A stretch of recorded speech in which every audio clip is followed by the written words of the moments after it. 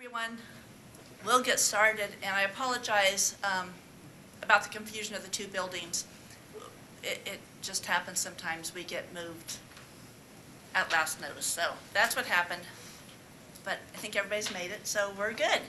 I'd like to call the meeting to order, and I would start with roll call. Chief Silsby? Here. Chief Langston? Here. Chief Spiegel? Here. Sheriff Bonner? Chris Herron here for Sheriff Bonner. Sheriff Maley? Here. Chief Trownick? Here. Close. Leslie Wilson? Here. Chip Yarborough? Charles Cullen? Here. Charles Badan? Jim Acosta.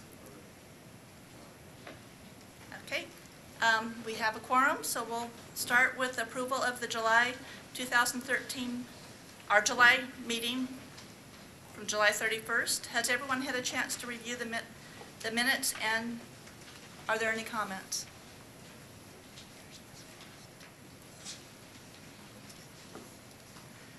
Okay, with no comments, do I have a motion to approve the minutes?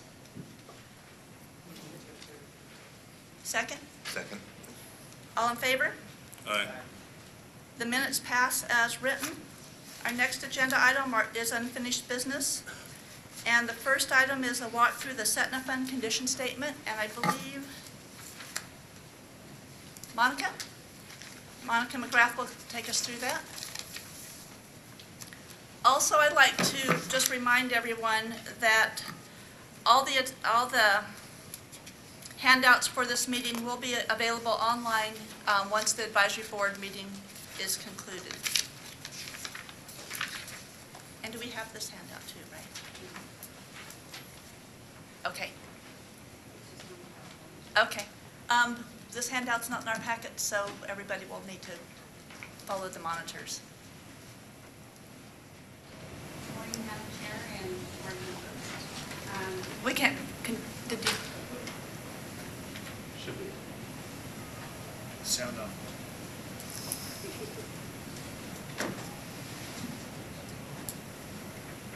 Can you hear me now? Okay. Good morning.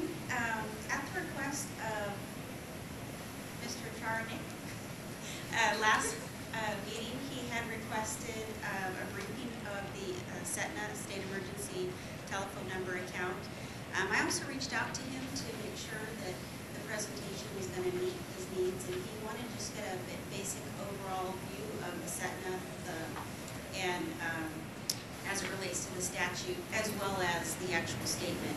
So I put together a very brief presentation that kind of points out, or kind of walks you through, gives you a little bit of history about the Setna. So under statute, the Emergency Telephone User Surcharge Act, the California Revenue and Taxation Code sections 41001 through 41176 is the statute. And the state emergency telephone number account, which is also referred to as a Setna, was established to fund the cost of the planning and implementing the 911 emergency services.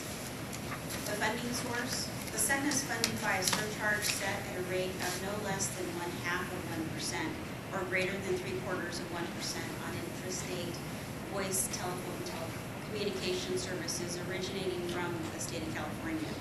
So the current rate is set at 1/2 of 1%. The surcharge fee is collected by each telephone service supplier from the consumers and remitted to the Board of Equalization to the service user. Under collection, the Board of Equalization collects the surcharge from each telephone communication service provider, including voice over internet protocol for access to the 911 system. As of June 30th, 2013, there were 549 actively registered providers. Fund management and administration. The Governor's Office of Emergency Services, Public Safety Communications, California 911 Emergency Communications Branch manages and administers the funds to local and state governments, dispatch centers, also known as the public safety answering points, for the delivery of the 911 calls. The appropriation authority, funds are available upon appropriation by the legislature. Another part within the the act is the annual surcharge rate setting timeline. And again, this is an item that is going to be covered later on in the agenda, and so there might be a little bit more discussion around this. But I did want to at least share that Cal OES determines a surcharge rate each year and notifies the Board of Equalization of the new rate, and that is no later than October 1st. And all this information is related to statute. Board of Equalization publishes in its minutes the new rate and notifies every service provider registered of the new rate, and that's no later than November 1st. The new surcharge applies for the period of January 1st to December 31st, inclusive of the next succeeding calendar year. So that's kind of the narrative, the background, the history. Handout number 7 is the actual set and fund condition statement. And I thought I would kind of point out a few things on how to read it for those that might not know. The current fund condition statement is under the Department of Technology. The next budget, in our next budget, it'll appear under the California, the Governor's Office of Emergency Services. The columns, fiscal years 2011, 12, 12, 13, 13, 14. The first column is actual, the second column is estimated, and the third column is projected.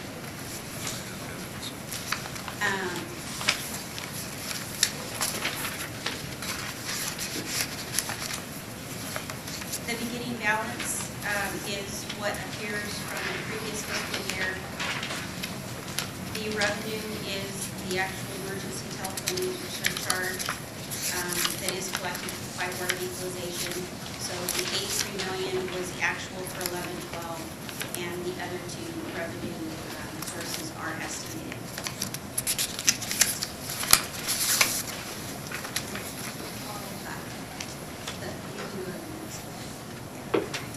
So what I did was I kind of cut the fund condition in half just to for the purposes of reference. In 2010, the general fund had took a loan using the Setna, and they repaid that in fiscal year 12-13. So our total resources is that bottom line of this handout. And then under the expenditures and expenditure adjustments, these are all the expenditures that have been appropriated by the legislature. Where it says Department of Technology, the next fund condition statement will have the Governor's Office of Emergency Services listed there.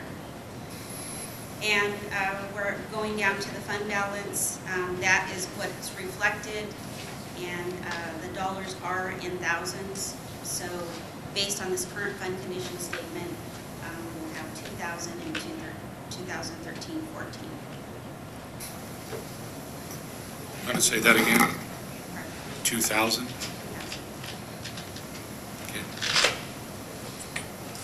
That's, Monica, that's assuming that the surcharge amount of $78,100,000 is accurate. Every year that's been going down. Correct, and that is a projection. And it went down by about $2.5 million, so that's, you're just basing it on what. Right, so because we show 3 fiscal years on the fund condition statement, the other 2 again are estimate and projections. Really the ones that we can look at in the first column is the actuals. And so, you know, looking at the local assistance, $109 million has been appropriated every year, and not all $109 million will be used, and then that balance would be going to, after doing the math, fall into the reserve for economic uncertainties that will then roll over into the next fiscal year. And what I think it's pretty evident that we have been living off the reserves, right? Because each year as the fund balance rolls over, we've been drawing that down. Each year that's a little less. And now we're kind of coming to the end of that. We're down to $2,000, almost like in 2014-15, unless we do something that's going to be a downside. Correct. Monica, I just want to thank you for the overview. As a new advisory board member, I really appreciate it. I think the one question that I have kind of outstanding is, you mentioned that this occurs through appropriation. I assume that's an annual appropriation done by the legislature. Through the Budget Act. And so they have the ability to take that money from the State Board of Equalization and assign it as they see fit within the scope of 911. The legislature works with the Department of Finance, and if there are certain things that need to be appropriated that would be outside of this, I mean, there is a process that's followed to appropriate out of this fund. Right. That answers the question. Yeah. I'm curious as to, and maybe that'll be a question for staff later on, how that process works. So. It's our normal state budgeting process. If you look at the previous year for Department of Forestry and Fire Protection, it was at $8 million. They actually did a budget change proposal that went through the legislature that was approved to utilize this fund. So the changes that would be made to this appropriation would go through the state's budget change proposal process, and it goes through the legislature for approval. Understood. Thank you very much. Thank you, Monica. Any questions? And we'll make sure that you get this handout for future reference.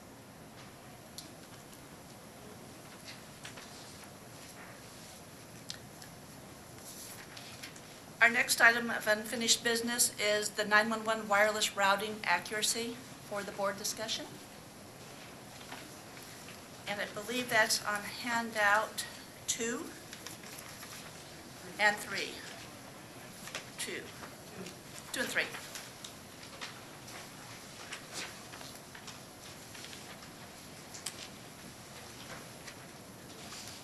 There was some discussion at the last board meeting regarding Phase 1 and Phase 2 routing. And so we were able to get some additional information that Leslie Wilson had asked for, which is the number of wireless call transfers, and then also the total wireless 911 volume, primary PSAPs only.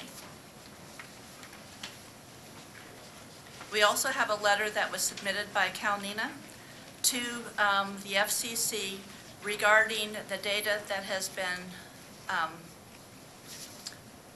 formulated and put together through California on our wireless Phase 1 and Phase 2, and the data is showing that our Phase 2 location-based routing has been declining throughout the last few years instead of improving, which it's supposed to be improving.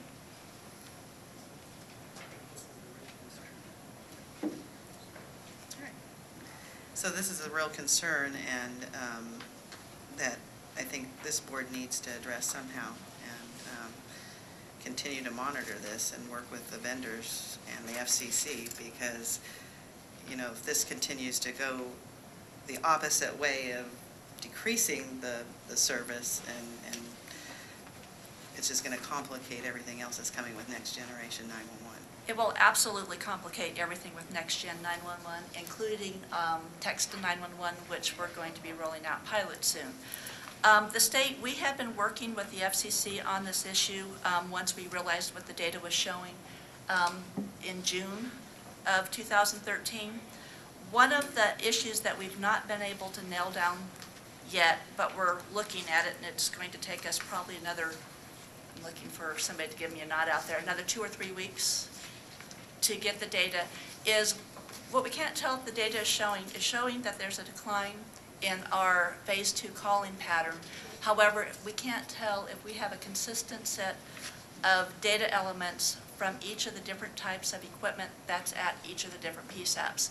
So when there's a dip, to go back and get from a Phase 1 call to get the Phase 2 location, some of the equipment is capturing just as a Phase 1 call. Other equipment may be capturing a Phase 2 call because they went out and rebid the information from the cell sector.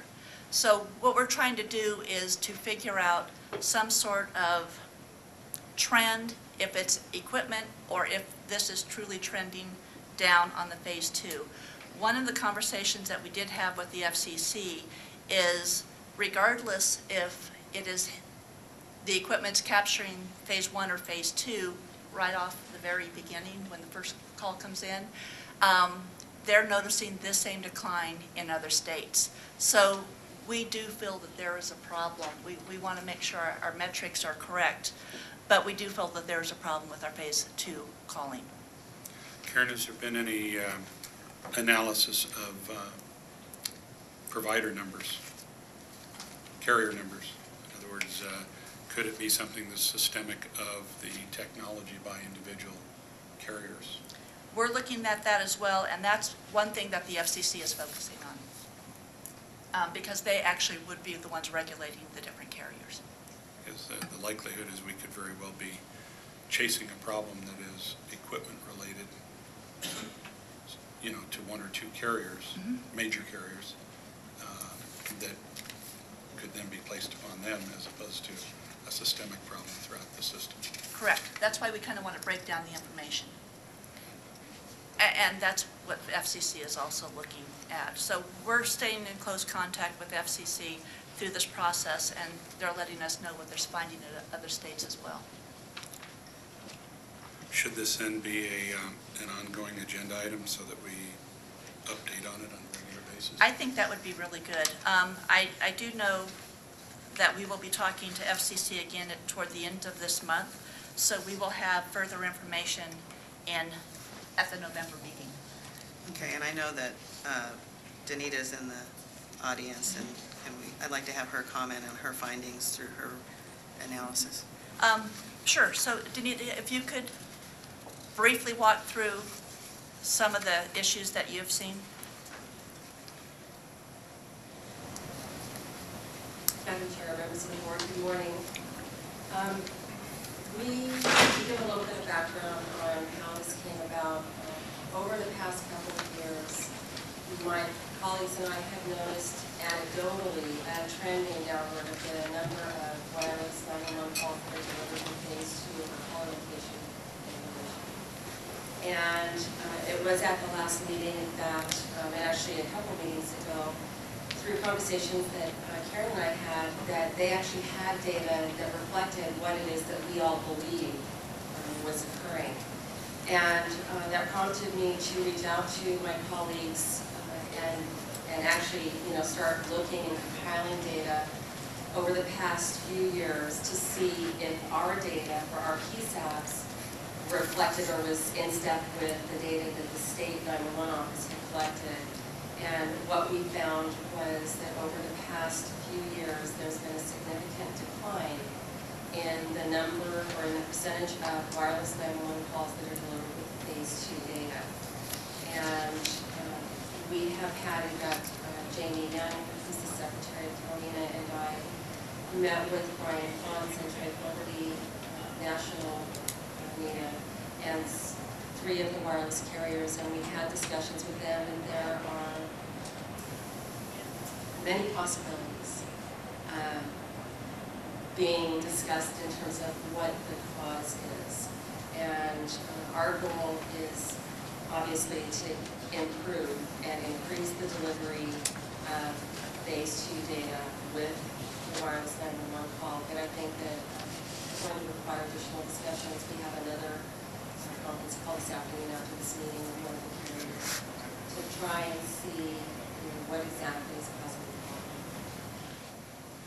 And it's really, really important, and so I applaud what you're doing on this, because what we're finding, and Ventura will be one of them that will see it sooner than later, is as we're looking at our pilots for Next Generation 911, our phase 2 pilot, phase 2 of the pilot that's going on in Ventura right now is the location-based routing.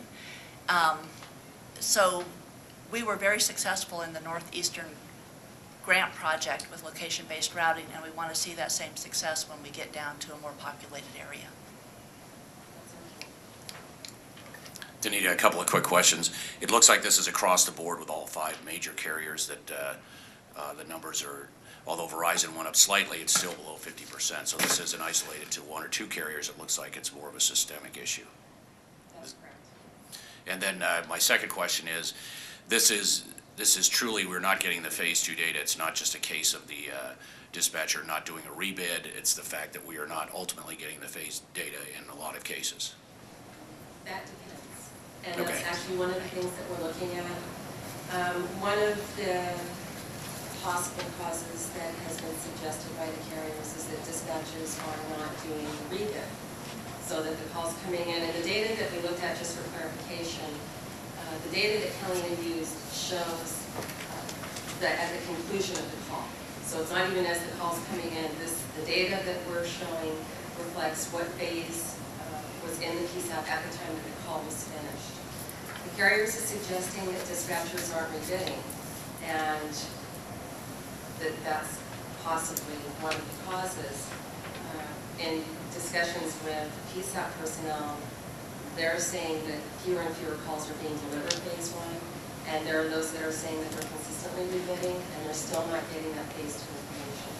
So there's a lot of work to be done on everyone's part. Yet we go back to Karen's point, and that is if we are to route wireless 911 calls on X, Y coordinates to make sure that they get to the appropriate PSAP, we need the X, Y coordinates at the beginning of the call. And I think that has to be one of our goals. The public has an expectation that when they dial 911, it will go to the appropriate PSAP, and that is an unrealistic expectation of wireless 911 calls at this time until we can start routing the next one. I think more direct to your point is that the expectation is we get the XY coordinate without having to take another step.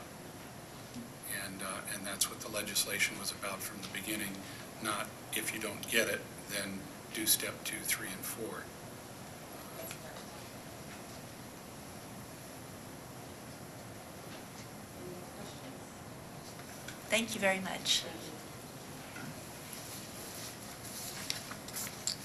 you. Are there any further questions, comments from the board? We will continue to have this on our agenda as unfinished business until we are able to resolve this issue. It will remain unfinished business. Our next item is Next Gen 911 presentation, where we're at with the next generation projects.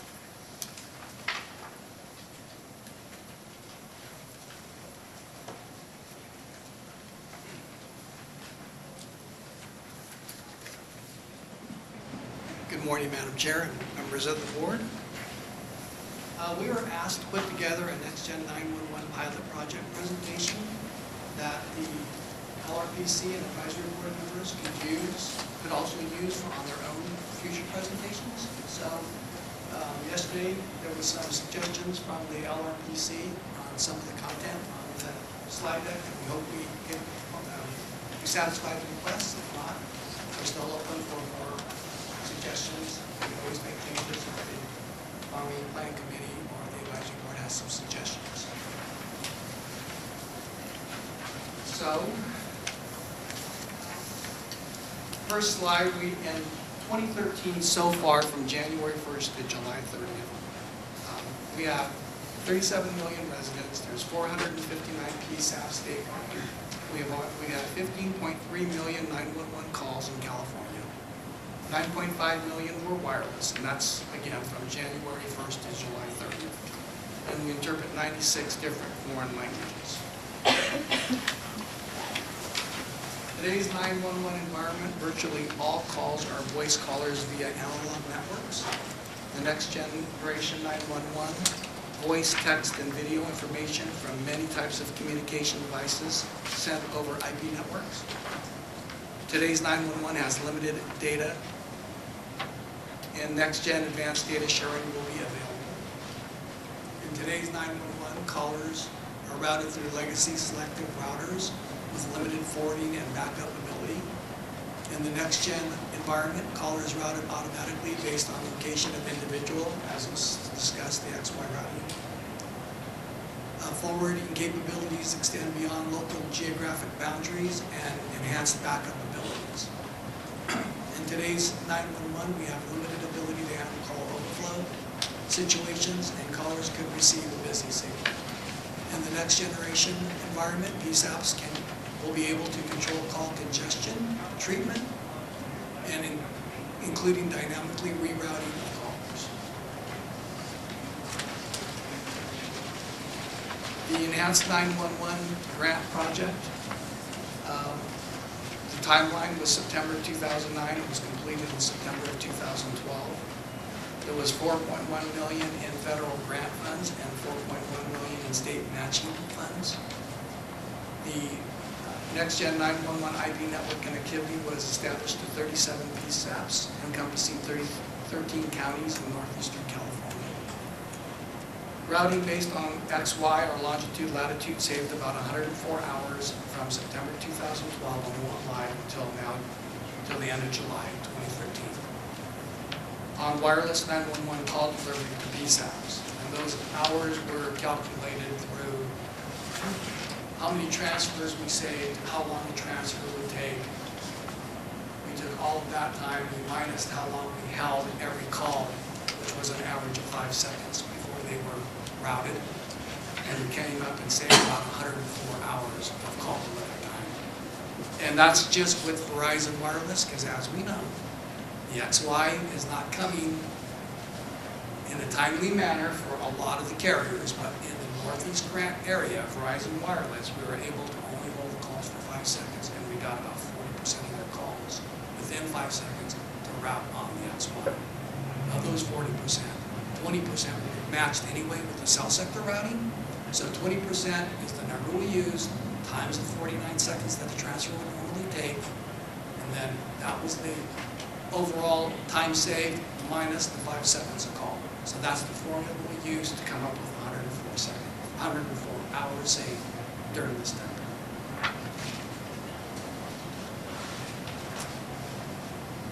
Lessons learned that we had for this project. They're kind of high-level lessons learned, but they were very critical for the success of the project. We had to identify all necessary network connectivity. That's legacy, CLAC, the incumbents to the competitive, where the selective routers were sitting, whose territory was involved, the wireless carriers, bringing Verizon Wireless and AT&T Mobility from, we rehomed the mobile switching centers from the legacy selective routers to the points of interface on the Next Gen network, so that we can go to the Next Gen selective routers, which in this case are in the trial.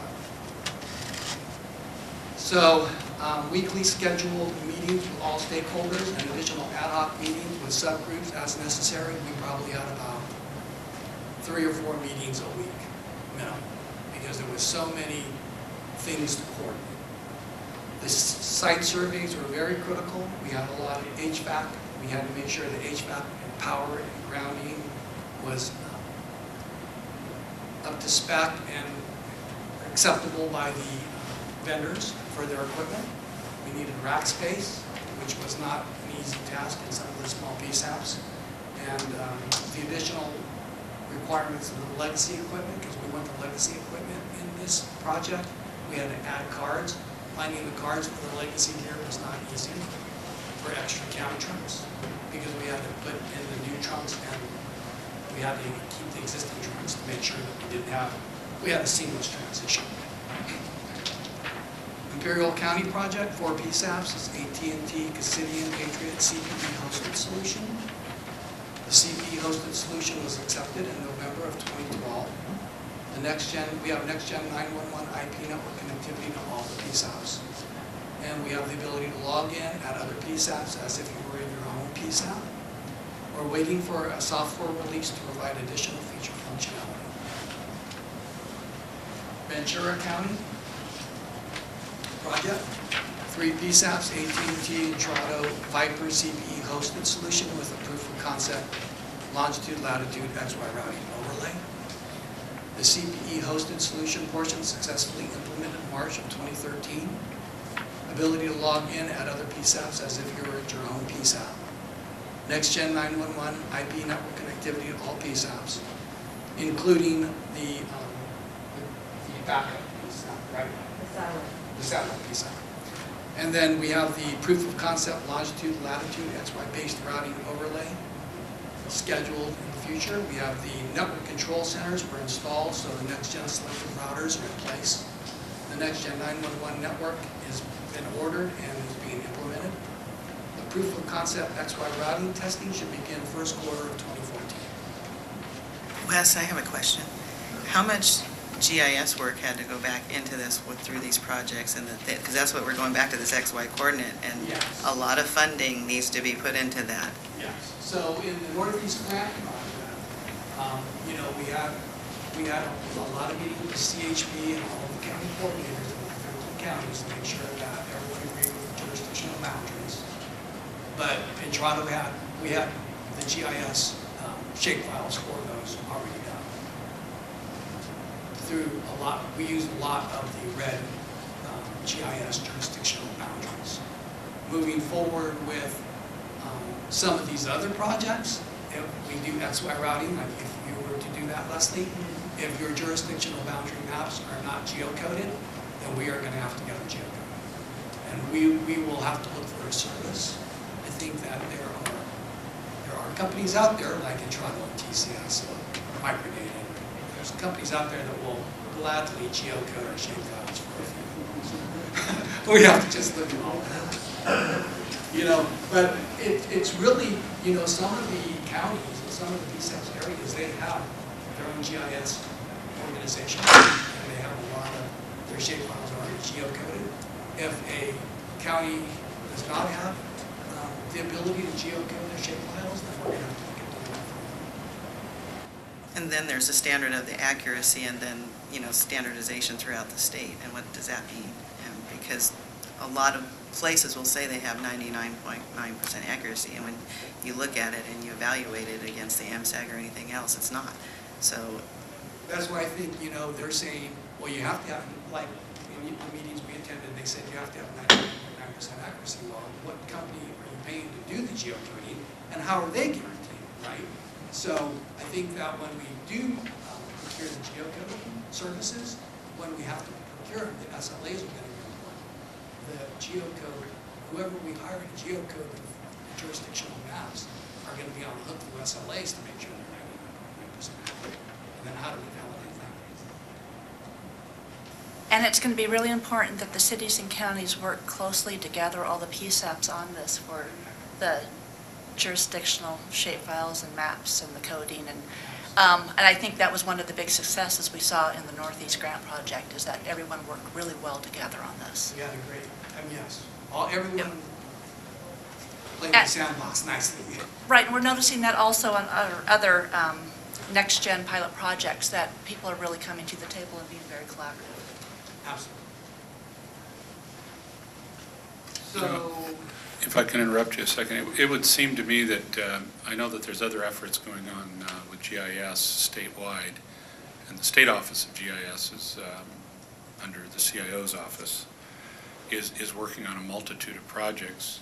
I think it would be beneficial for OES, PSC, 911 to somehow get in with the CIO's office so that as they move on these updates, that the criteria be set as they work toward their standardization of GIS, that the requirement of these standards that need to be met for 911 be part of that, because you're going to use public funding, for setting up GIS under whatever standard they're going to use. And then we've got a criteria that we're using public funding to bring NextGen in, and it just doesn't seem right to spend the money twice. And may even present an opportunity as, I don't know that we've still got GIS funding left from our original GIS funds, but we could certainly entice jurisdictions by requiring collaboration countywide, regionally, whatever that is, and to meet a certain standard for reimbursement of up to whatever the allotment is available through the 911 funding. So I think there's a lot that can be worked there to leverage a quicker solution to getting to where we need to be with the mapping, and at the same time save us all as taxpayers some money. And we have worked with the GIS at Technology Agent, Department of Technology now, and we'll continue to do so with that. And I do believe there is GIS funding still available for any of the PSAPs who've not used it yet. Getting nods. Thank you. Any other questions? Okay, so on to the Ring project. The Ring project has 8 PSAPs. It's an AT&T Microdata Evergreen IP cloud solution. We're awaiting a new version of call handling software. We're continuing to work on customer configurations such as policy-based routing configurations, overflow, where your events are going to be, customer configuration data such as speed call lists. We're working with all of the PSAPs on getting all of this coordinated. And a go-live date is targeted for the third quarter of 2014. Mendocino County project, there are 3 PSAPs, AT&T Microdata Evergreen IP Cloud Solution again. We're currently reviewing the scope of work with the vendors and the PSAPs. We're going to schedule a kickoff meeting soon, and we're in the process of developing the project schedules. Next generation 911 next steps. Determine next gen 911 fiscal impact to set in the fund and acceptable next gen 911 solutions all are alternatives. Review costs of next gen 911 pilot projects. If fiscally feasible, determine statewide deployment strategy. Some of the cost considerations are the network connectivity, the ESI net deployment, that's standing up all the gateways, standing up the next-gen selective routers. The CPE upgrades are replacements, GIS for location-based routing, and possible dual network costs. How do we get the legacy costs down as we implement the next-gen network? Do we have to do it geographically, get rid of sunsets of the selective routers within geographic areas? We have to come up with a strategy with our vendor partners to figure out the best way. As we spend money, we need to decrease the legacy costs. That's it for this presentation. If the advisory board members or the LRPC would like to see something a little bit different, or when you guys want to use these presentations in the future, we're open to make changes and help with that. Thanks, Wes, and thanks for adding the best practices and lessons learned. One thing is you might put the PSAPs that are participating in each project, because a lot of the other PSAPs out there would probably say, well, there's a PSAP that's similar in size and scope to what we do, and look at the solution and see if that's a fit for them. So maybe we'll add those to the slide decks, and then we can, I don't know if Tara wants to send these out to everybody, or if we want to put it on the web, or however we want to do it. Well, we'll decide later. Whichever will meet the board's needs, we can send them out to everyone and put them on the web. I mean, the information that way, it'll be out there for your use. The one other comment from yesterday was to add the dates to that first slide, because that way, if the presentation is being made here over the next few months, it's clear that it's January through July to those statistics. Okay. And otherwise, thank you for that. I know the LRPC's been working with the office for a few meetings on this presentation, so we do appreciate it.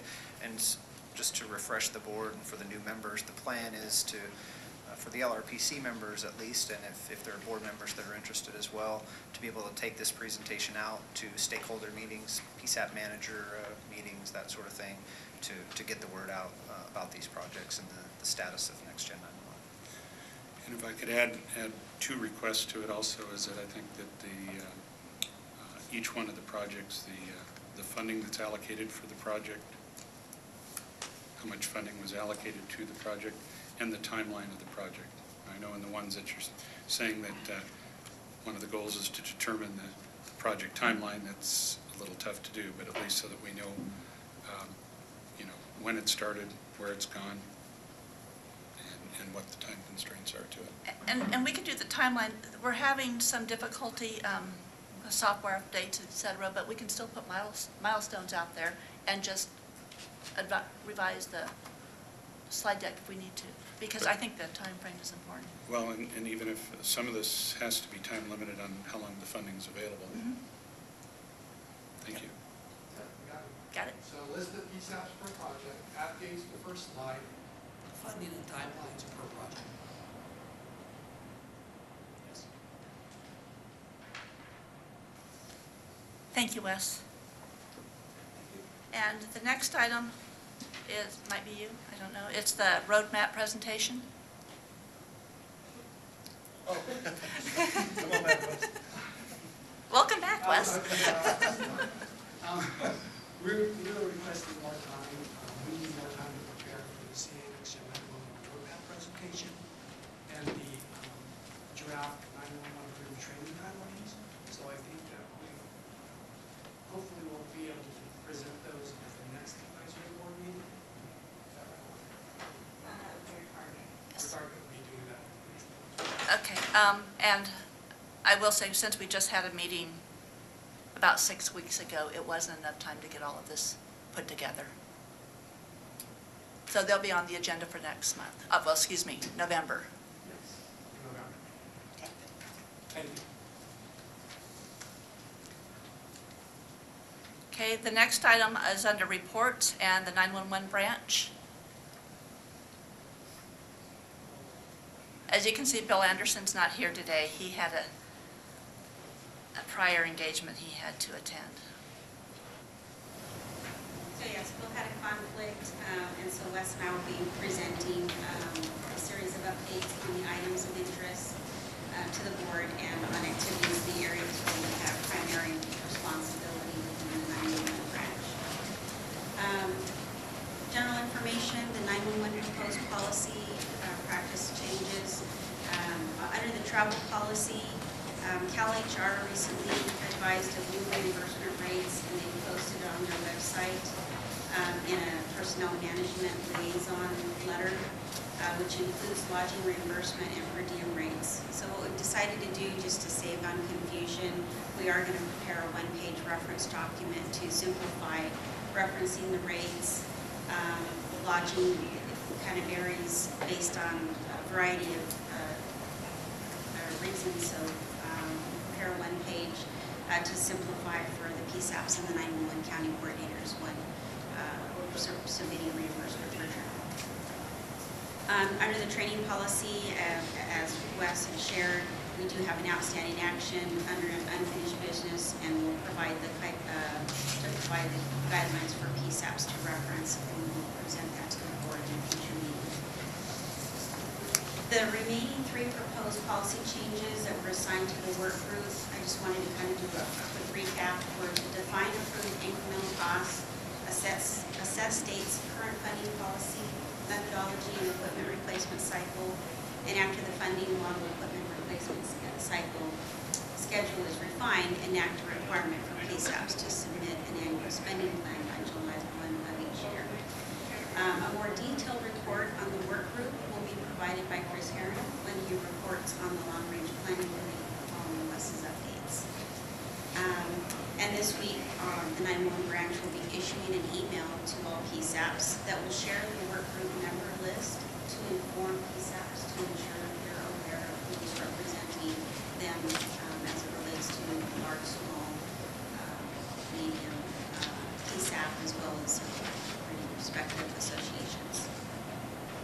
Under the 911 Education and Awareness Program, the statewide PSAP survey is currently in process to engage the PSAPs and elicit from them initial data about calls, or who calls 911 and how the system is used, and to learn about their current educational materials and strategies.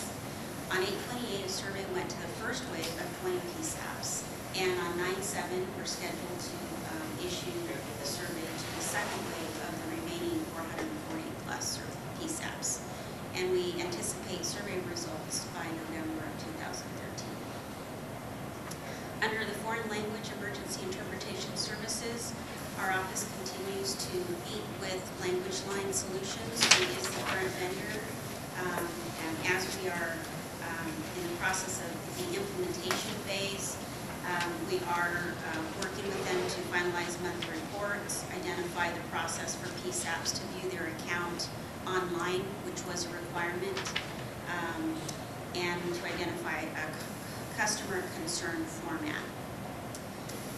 And the other thing is we do expect an influx of PSAPs moving over to the state contract in September because there was a large amount of CMAS contracts that were expiring in September. That's it regarding the general. Handout 5, entitled State 911 Advisory Board Active Tasks, is provided in the packet, and the handout captures all of the requests as a result of the State 911 Advisory Board meetings. There was a task that has been identified that we missed on this list that we need to bring back, and it is to relook at our county coordinators and the use of a contract county coordinator versus a county employee for county coordinator or a PSAP employee. So that was discussed at the November meeting in 2012. Yeah, so it was passed for us to set up a task force to look into this. So I'm going to be looking toward the Long Range Planning Committee to help with the task force. Thank you, Chris. To get that set up, and thank you. Okay, thank you. So Paul, you'll have that on our agenda for the next meeting. See how that works? Okay, the next item is the Long Range Planning Committee. Oh, oh, Wes, I'm sorry. You could have just stayed up there, huh? Good morning again. I will be presenting a couple of updates on items of interest to the board and on activities in the area where I have primary responsibility with the branch. Oh, before I forget, I wanted to say, also mention that the next-gen pilot project fact sheets are now posted on our website. Monica will get mad at me if I don't remember something. Text to 911 pilots. PSC will be conducting 4 pilots, 2 in Northern California and 2 in Southern California. We are reviewing the scopes of work from the vendors, and we will be holding participating PSAPs before the quarter of this year. Handout 6 is provided in the packet regarding PSAPs not taking wireless 911 calls. As of August 31st, 2013, we have 12 PSAPs on the list still needing to deploy. We continue to ask for your assistance to reach out to your constituents. Let us know if you need any data to supplement your conversations. It is our goal to have 100% deployment by June if we have to. This concludes my couple of updates. Does anybody have any questions? Okay, thank you, Wes. Now we're going to move to the Long Range Planning Committee. So Chris Herron. Even though it was a short turnaround between board meetings, we have been busy, so, excuse me, quick update for you. We continue to review the operations manual glossary in conjunction with the State 911 office. Yesterday afternoon, or yesterday morning, we actually made really good progress on our review of the Warren Act. We have a draft with several changes to recommend.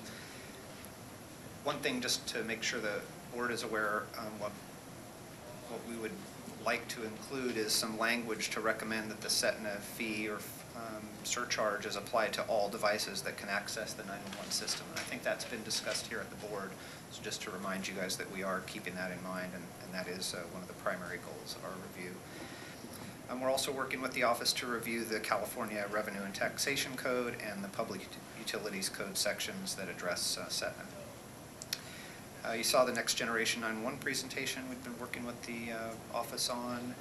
There's no new update on the Impacting Technologies document.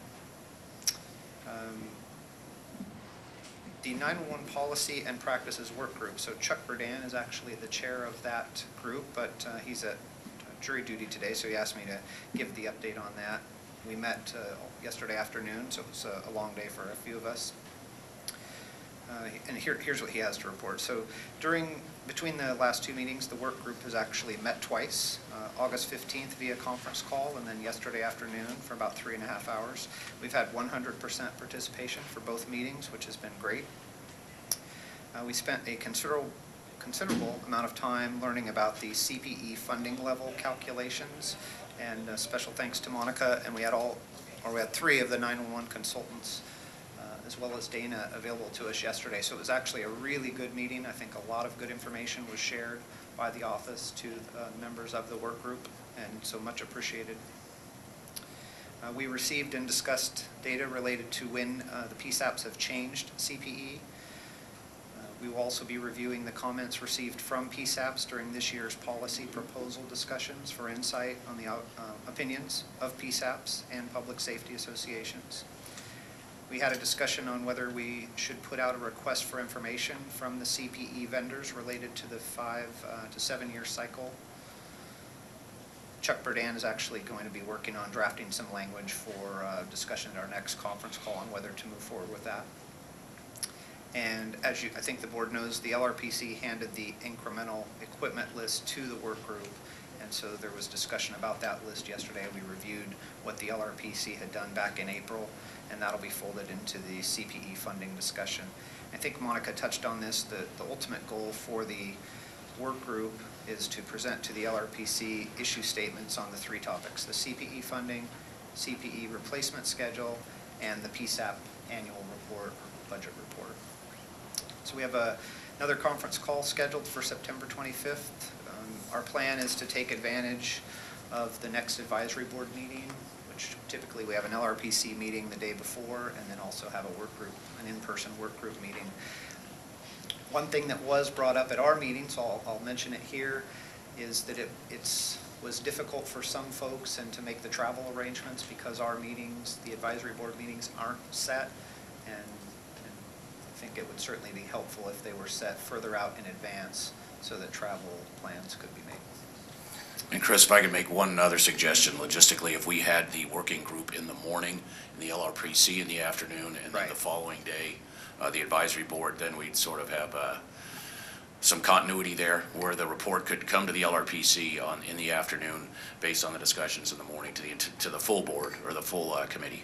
I agree, and so that would be the best case scenario. I think the reason that we switched them yesterday was to allow people in the work group to travel yesterday morning. But again, if we schedule it in advance far enough, we should be able to switch those, right, Paul? So that's the report on the work group. I do have one more thing, I think, here for the LRPC. That's on the charter. So we actually reviewed that yesterday. We have a final draft, although I apologize. Paul emailed it to me last night, and I didn't get home in time to read it and get it back to him. So we don't have that for you today, but we've had some discussion, and I think we should go ahead and cover that. And Paul or Karen, maybe you can speak to this. In our charter, we have a limit of 5 board members, which doesn't allow each organization that's represented on the advisory board to have a representative on the LRPC. Can you speak to why, if we are in fact limited to 5, and if so, why? It's 5 board members, not 5 representatives from the associations. So, for instance, on the Sheriff's Association, long as it's not Sheriff Bonner, then you can have another representative. For Cal NENA, as long as it's not Chip Yarborough or Charles Cullen, you can have another member. So it's the Bagley-Keene limits the board's interaction without having a quorum and then having a public meeting. So you can reach out to your constituency groups and form a committee. Okay. That's kind of what we're hoping. So Paul, maybe you and I can then work on changing that language, because the current language in the most recent draft does limit us to 5 members. This is 5 board members. Okay, so maybe we'll just clarify that anyway, so it's clear that we can't have more than 5 people on the committee. Yes, we can get that clarified. Okay, so I'll work with Paul on that. And so while we're at it, do you guys want to have a discussion about adding a member from the Police Chiefs Association to the committee? Well, I do know that when we went through the looking for volunteers for the other subcommittees. We had somebody that we'd intended to nominate, and I think it good, while we're looking at the categories by size of agency, that there's a constituency representation of all of those on the board. So, certainly, on behalf of the two of us from CalPERS, we'd like to be able to contribute someone to that process, recognizing you're full of board members now. I agree. I think we'll come back with someone that would like to add to that group, a representative. That would be good, thank you. Okay, I don't have anything more from the LRPC. I just had one question. You Sure. guys are, the LRPC and the committee is using the letter and the recommendations that were submitted on the record from the different organizations as a foundation? Correct. Yes, we received that, the work group received that yesterday. And while we did a brief review during our meeting, everyone was charged with reviewing that in more detail for discussion in our next conference call. Okay, if there's no more discussion on the Long Range Planning Committee, we're going to move to the County Coordinator Task Force.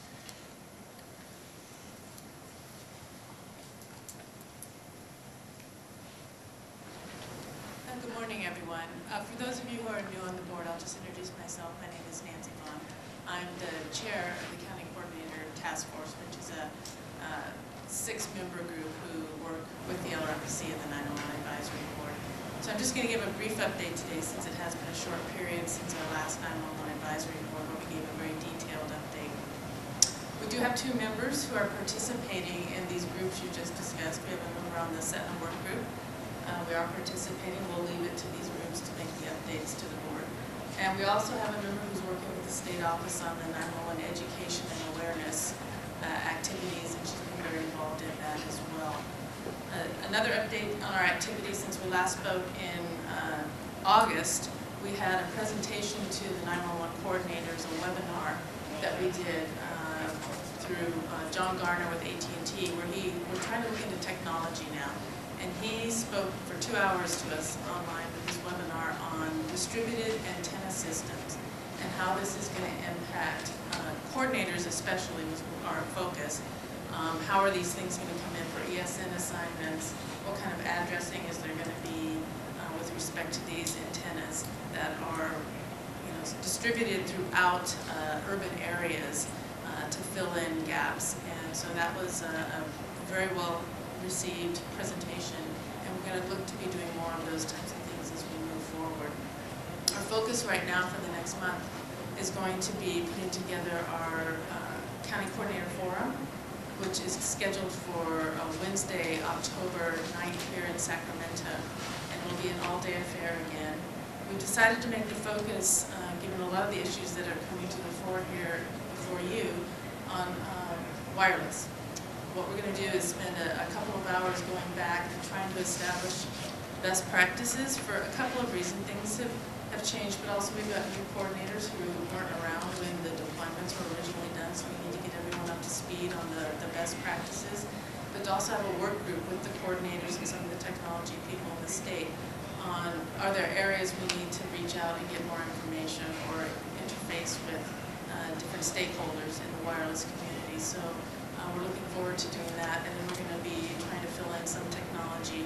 We're reaching out to the wireless providers to see if we can get some technology experts to come and speak to us on things like the new LTE network and how this is all going to impact the testing that they're going to be doing, impact the coordinators and the PSAP. So it's going to be all wireless. We're still finalizing the agenda, and we'll get that out to all the coordinators.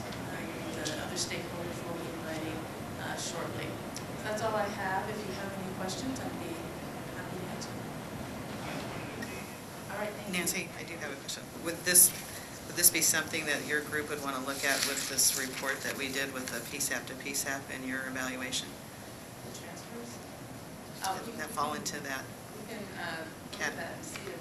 and report back on what your findings or analysis or any other information? We could look at that. Originally, some of the accuracy issues and things we thought was a little bit out of our scope as far as the data we can access and the coordinators and the transfers. I'll have to look at what... You You can work with the state to do that, though, couldn't you? Yes, it all comes back to the state, yes. If that's something that you could evaluate separately too as the coordinator. I'll take it under advisement. We have to work with the 911 office on what we actually can do.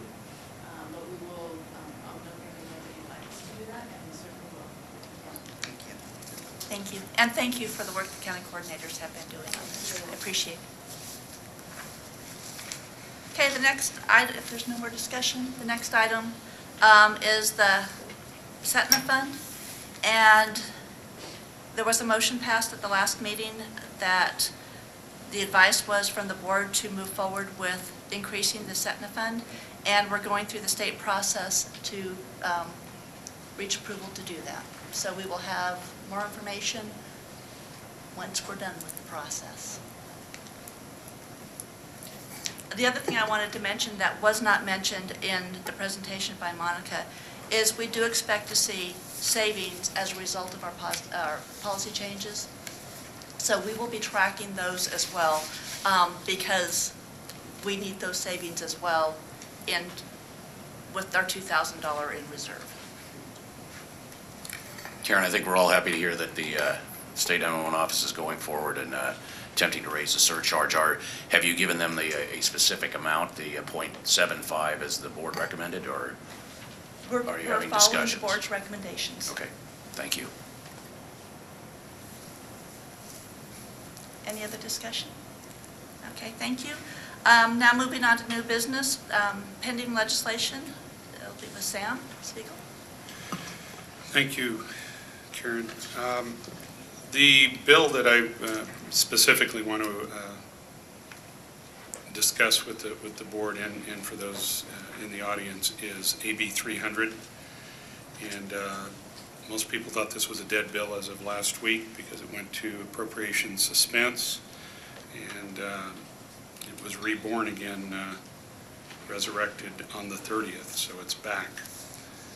And regardless of whether, for those that are not as familiar with the legislative process, even if a bill goes to suspense, as long as that bill's still active and out there, it can serve a purpose to become a shell bill or to become part of a bigger package. And my overriding concern with this, and I'll go into some detail about the bill in just a moment, is that if not this bill, the desired outcome of this bill gets included in some sort of final budget language, we're going to be stuck with it, and it's harder to change when it's part of a budget deal. And so I felt it very important. The police chiefs will be meeting at noon today. Unfortunately, they were not able to come together on this recommendation before our meeting, but my strong recommendation to them is that the chiefs vehemently oppose this piece of legislation, and I'll go through that with you right now. First and foremost, what's being done with AB 300 is an attempt to ensure that we're collecting all of the revenues that are owed on prepaid cellular. And to some cities and jurisdictions that have utility taxes and other special taxes, not all of them are able to collect their local fees. And so part of the impetus behind this, and the author of the bill is Perea, is that they wanted to ensure that the local fees get collected. Unfortunately, the desire, or in the creation of this bill, they decided to include the Setna funds, and that the Setna funds would then become part of the prepaid. So the bill proposes that the State Board of Equalization will work to create a new supercomputer system that's going to take care of every retailer in the state that sells prepaid cellular and have them contribute through this computer system a fee on top of the cost of a prepaid cellular. So if you buy a throwaway phone, basically, you go into a store, there's going to be fees added onto it, and then those fees get reported to the BOE, and the BOE is going to separate them out into all of the funds appropriately and send them off, of course, for a fee to handle all of that, and also a 2% incentive fee for the retailers, which is akin to buying their cooperation in this. The problem with all of it, to the Setna Fund, and I'm speaking solely to that for us, is that the cost of this system, which is by some accounts going to be in excess of $10.5 million to build the system, and somewhere between $2 and $4 million annually to keep it maintained and keep things up, that money's got to come off the top first. So the actual Setna funding impact could be as much as 25% on the prepaid cellular. So we're essentially going to be using monies that are not calculated into the sheet that we just went through in estimating what our revenues could and should be, and we're going to end up with Setna Fund paying for the system and the ongoing maintenance of the system. The proponent publications on this suggest that there is no negative impact to the community and that it enhances safety, and I would offer quite the contrary. It does not enhance safety. It negatively impacts safety because it's going to affect the ability for us to manage the Setna funding appropriately. It also says that there's no current system in place to collect these, and that in fact is not true. The problem is that there isn't a regulation that ensures that the payment is made for the local jurisdictions to pay the fees. The juxtapose in this whole thing is that, as we heard today, there's approximately 540 carriers in the state, but realistically, primary carriers, there's less than 50. So the 911 office gets to deal with them on compliance and ensuring that we're getting the appropriate information as far as accurate data as to who comes on the system and that they're paying their system. And even at best, let's say 549 carriers, as opposed to having to deal with tens of thousands, if not millions, of retailers throughout the state that we would have to deal with for the collection. So that would be all your, just looking at your big boxes, your Walmarts, Best Buy, Kmart, anybody that's selling prepaid cellular. My recommendation to the Police Chiefs Board was to oppose this. I am anticipating that I'll get word on that this afternoon, and hopefully by the end of the week there will be an opposition position paper forwarded to the author and copied to the governor. It is extremely important that all of the constituency groups here look closely, very closely at this bill. I think it is morphed and it has changed from its original content several times, and quite candidly, it's flown under the radar screen. And so for those of you that have not yet taken a position, I would encourage you to go back to your agencies and seek that position. I will tell you that the California Public Utilities Commission has come out very strongly. They've posted their opposition position on their website. That's how strong they are about it. The League of California Cities is supporting it. My belief, and I don't know this firsthand, but my belief is they were looking at the local taxation issue and being able to assist local jurisdictions in collecting it. But unfortunately, I don't believe that they had the information on the negative impact of the Setna Fund at the time that they made their decision. There's one more opposition. Oh, the Department of Finance is also opposed to it. So this adds just another collection system that there's got to be other ways to do it. We don't need, in my opinion, another computer system that has to be maintained, enhanced, and adjust to the nuances as they come along. But most importantly, we don't need the negative impact to the Setna Fund or to balance shared costs of a computer system for the purposes of collecting other fees when the Setna funding model is already in place.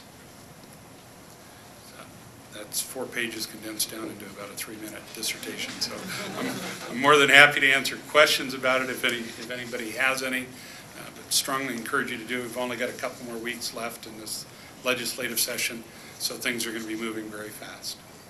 Chief, thanks very much. That was very informative. And we've heard a couple of different things in NENA that they had gone back and there's sort of a double dip on the first year that will pay for all the administrative costs. And it sounds like that may or may not be true. My understanding is the first year's appropriation is going to be somewhere around 42 million. Okay. So, and another thing, and it's maybe for outside of this forum, is that probably the public safety agencies should be aligned on this. If we could get the various groups who at least have their legislative analysts talk to each other so that we're not taking differing positions on this one. Okay. Any other comments or questions? Karen, I would like to, it's related, but it's off. I know that in the past, there has been a reluctance for the 911 board itself to take position on legislation, and I get that it's a very dicey situation, particularly now where we are. The 911 Advisory Committee under the Public Safety Communications Office, under the Governor's Office of Emergency Services. So I recognize the realm of that, and it could be delicate at times, but the Public Utilities Commission are all appointees, and whether that comports with the administration's or the sitting party's view on legislation, I think that it would be beneficial, and I think it's instructive for us to be able to bring in the future those things that come up as legislation, and to be able to have the board as a whole vote, not Public Safety Communications Office, the 911 Advisory Board, take a position on legislation early on in the process so that an author of a piece of legislation can certainly look at it and look at the strength behind the constituency representation that is here, particularly as it impacts those things on the 911 system. So I'm not looking for you to give us an answer to it, but we need to do some fishing on it and not find out why we can't, but find out a way that we can. What I'd like to do is go back to the original, I think it's the charter that was formed with the 911 Advisory Board several years ago, and let's take a look. I'll be glad to go back and see where that decision was made with the reluctance and see how we move forward. I'll be glad to look into that. Thank you. Any further comments, questions? Okay. Our next items for I can't even talk, agenda items for our future meetings. I have gotten confirmation from FirstNet board member Jeff Johnson to come and give a presentation here in November regarding FirstNet and the nexus with NextGen 911. So I'm really pleased about that. We still have our information security officer from now the California Department of Technology to be determined. I'm hoping to have that confirmed early, our first meeting after the new year. And then we will have Ryan Doolin come and talk from the CPUC, from the communications division that he is over. And were there any other agenda items that you'd like to add for future meetings that you can think of now? Okay, and you can offer them anytime prior to the agenda being developed. And we move now to announcements. I have one announcement I'd like to make, and that is that the handouts that the board members received, we will go back to our practice of trying to have these handouts to you guys 10 days prior to the meeting. Again, with the short time between the meetings and our transition, we've been a little overwhelmed with work, but we should be able to be back on track in November. Any additional announcements? Okay.